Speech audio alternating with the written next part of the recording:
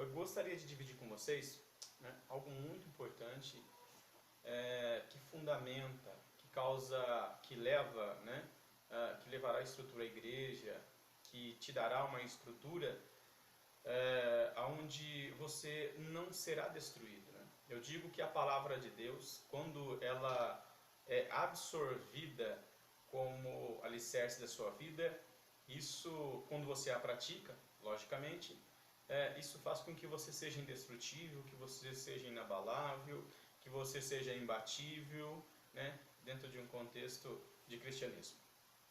Vamos lá. Eu gostaria de falar hoje sobre o que realmente é a teologia no nosso meio, para que ela serve, até que ponto vamos fazer uma análise, né, da sua importância. Eu quero dividir primeiramente com vocês um texto que está em 1 João, no capítulo 2, do verso 27 a seguir, que está escrito o seguinte: E a unção que vós recebestes dele fica em vós, e não tendes necessidade de que alguém vos ensine, mas como a unção vos ensina todas as coisas, e é verdadeira, e não é mentira, como ela vos ensinou, assim nele permanecereis. Então, para que servem essas palavras? Para que serve essa unção que nos ensina? Quem traz essa unção que nos ensina? Ora, nós sabemos que o Espírito Santo nos ensina todas as coisas. Nós sabemos que o Espírito Santo nos guia a toda a verdade. Né? E é o Espírito Santo que nos dá isso, e o nome disso é inatismo. Ok? Isso vem é uma fonte metafísica, cuja origem é divina, para poder expressar melhor. Né? A origem é divina, a origem é espiritual. Então nós somos ensinados na igreja, dentro da casa de Deus, pela própria pessoa do Espírito Santo. Uma vez que nós somos batizados e andamos, né, procuramos andar negando as nossas vidas, então isso torna possível que ele venha habitar em nós e nos ensinar e nos direcionar. Ele é a nossa inspiração. Então, quando nós abrimos a Bíblia, é Ele que nos instrui, é Ele que nos esclarece. No entanto, esse entendimento, ele é interpretado pelo contingente, pela maioria, de forma errônea. Porque na igreja nós temos as ovelhas e nós temos os ministros. Então, as pessoas vão dizer o seguinte: a Bíblia, né, ela pode ser interpretada de várias maneiras, né, porque cada um tem uma visão. E não é bem assim. Você que está do outro lado e que é uma ovelha, e que não é um pastor, e que não é um evangelista, não é um doutor, não é um profeta, você não pode interpretar de qualquer maneira. Porque na Bíblia está escrito que a palavra de Deus, né, a profecia, não é de particular interpretação. Ok? Então você, como ovelha, quando você não é um ministro, você deve atender, você deve honrar e observar os ministros que são colocados sobre a igreja. Mas de repente você que se encontra dentro de uma denominação evangélica, as quais são seitas heréticas, porque o evangelho ele é bíblico. Né? Ele não se resume, né, ou ele não se reduz à visão teológica do seu pastor, ou do maldito líder ao qual você serve, porque prega um evangelho maldito. Certamente. Então, quando nós entendemos que nós temos ministros dentro da casa de Deus, a qual não tem que passar pela autoridade, né, a suprema autoridade do teu pastor, porque se o teu pastor não ungir, se o teu pastor não levantar, se o teu pastor não colocar, ninguém é. Não é?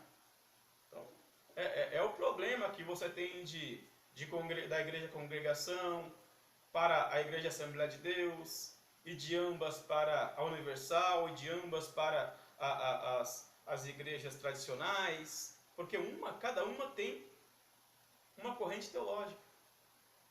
Cada uma defende um conceito. E qual é o evangelho verdadeiro? É o da Universal? É o da Assembleia de Deus? Seria o da congregação? Seria das igrejas tradicionais? Seria o evangelho da igreja adventista do sétimo dia? Você pode pensar comigo, você pode raciocinar, mas o evangelho é bíblico. Por isso estou batendo na tecla que a teologia excremento, é a mesma coisa na mão de quem não tem unção, de quem não foi chamado para exercer o ofício do ensino. Ok? Então, nós precisamos de entender que dentro da igreja Deus levanta ministro para exercer o ensino. Ministro para cuidar, como é o pastor. Ministro para evangelizar, como é o evangelista, que a pessoa tem um dom que ela consegue te levar, ela consegue esclarecer, ela tem revelação de salvação. Ela pode te conduzir, principalmente quando a pessoa não é convertida a Cristo. Então essa unção que tem na vida do evangelista, ela é uma autoridade terrível, capaz, suficiente, um perito na arte de evangelizar e de converter o incrédulo para que ele se achegue à luz do evangelho, né, da luz da palavra de Deus. Então ele é um ministro específico, ele é um perito no contexto de salvação. Ok? Então vamos lá. Quando nós falamos de teologia, nós estamos falando agora de uma situação dentro do Evangelho, da Nova Aliança, da igreja primitiva para cá.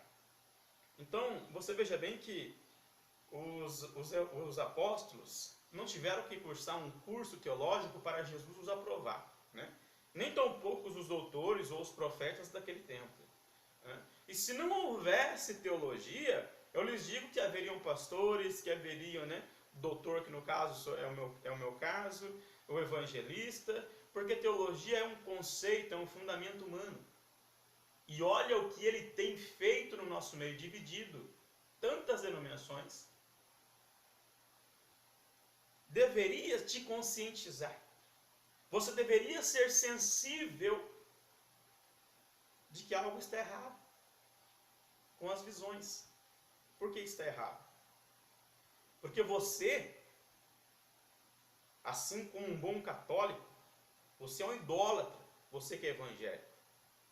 Porque se o camarada lá estende a mão impura, ou alguém faz um milagre, ou alguém te revela, então você endeusa aquela pessoa e ele torna-se o seu ídolo. Ok? É isso que você faz. Você não é grato à graça, você não é grato ao evangelho.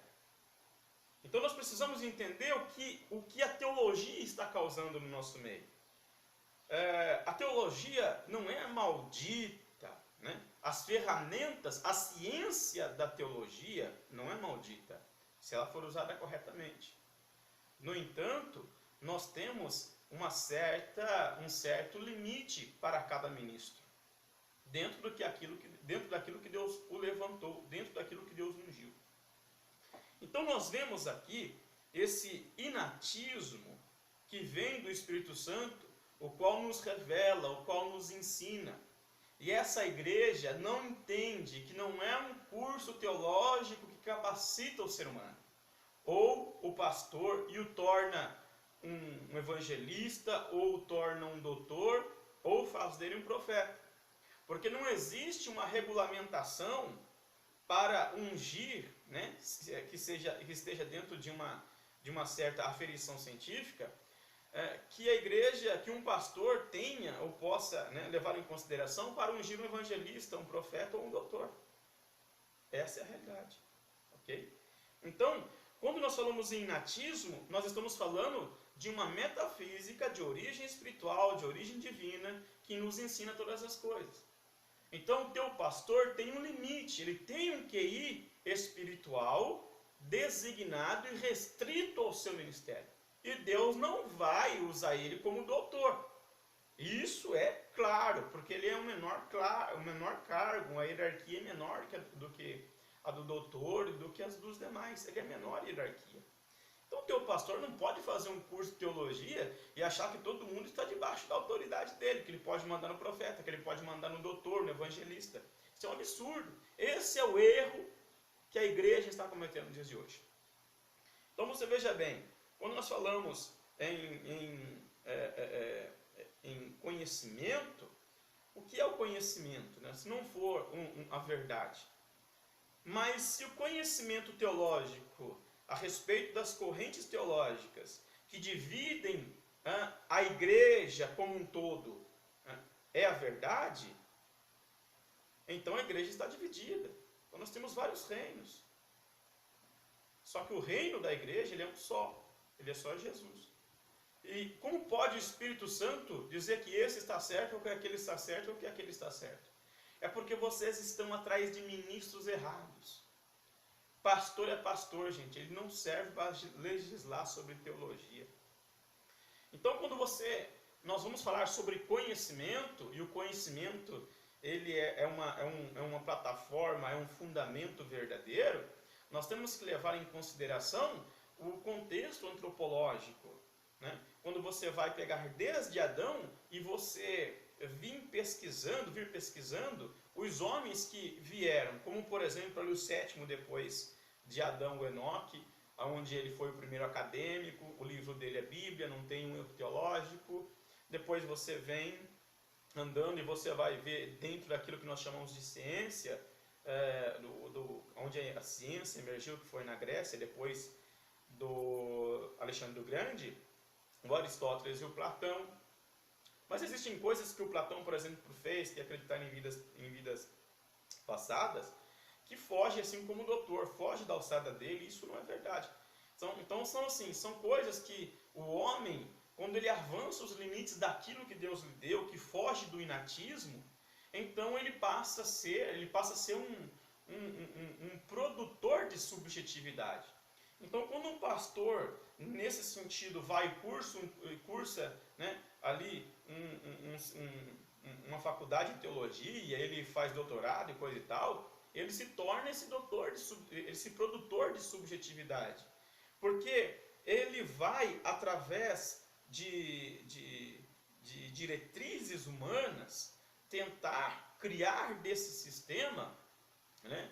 E é benéfico, né? Quando se ele ficasse apenas no seu lugar de pastor. Porque ele não quer, a teologia vai levar, ou seria, né, logo o papel dela, de não deixar o ministro errar. Mas quando o ministro, ele reconhece o seu lugar. Porém, os pastores não se acomodaram no seu lugar de pastor e eles querem avançar e se tornar doutores. Deus não chamou pastor para ser doutor. Deus chama cada um para fazer a obra que ele colocou na igreja. Então, quando nós encaramos esse contexto de inatismo, nós vemos nesse contexto de inatismo as autoridades de fato. Então, quando você vai, eu insisto muito nisso, que esse é o erro da igreja. A igreja tem que entender que está errando. Quando nós vamos para o inatismo, nós vamos ver que dentro da igreja nós temos níveis de hierarquia. O pastor não pode mandar no doutor, o pastor não pode ordenar ao evangelista, nem tampouco ao profeta, porque ele está abaixo. Isso está claro, evidente, claríssimo, explícito, em 1 Coríntios 12, onde é primeiro apóstolo, depois profeta, depois os doutores e depois os demais. Ok? Então, nós vamos falar sobre o conhecimento que vem de Deus. Esse conhecimento ele emerge do inatismo. Ele emerge das autoridades. Então, quando você vai para o mundo, por exemplo, e você vai buscar nas histórias, você vê homens que fizeram histórias, conversar sobre Napoleão, um baixinho terrível, que fazia suas guerras, um estrategista de guerra. Então, você vê, por exemplo, um Tesla dentro da ciência. O mundo considera Einstein e o Isaac Newton, mas são os Zé Ruelas da ciência. Eles só vêm para perturbar a criação divina. Então, quando nós falamos de criação também, né? Antes, no mundo antigo, a Terra era plana, né? Ninguém chega e conversa sobre isso. E hoje, como a ciência evoluiu, então disse que a Terra é um globo. E esse globo é a origem de uma explosão. Pensa, pelo amor de Deus, o que está acontecendo com as filosofias em nosso meio. Chegamos a um ponto onde se diz que ciência não coaduna com a palavra de Deus. Ora, alguém está mentindo, porque na realidade toda a ciência e todo o comportamento da matéria, ele é criacionista. Então, como que a ciência não pode ter relação íntima com a matéria? Porque a ciência não pode ter relação íntima com a palavra de Deus, uma vez que ela vem da matéria e a matéria vem pela palavra de Deus. Se a ciência não concorda com a palavra de Deus, é porque essa ciência é uma pseudociência, ela vem da Terra Globo, e a Terra Globo vem de uma explosão, porque Deus não a criou. Deus não é o seu criador.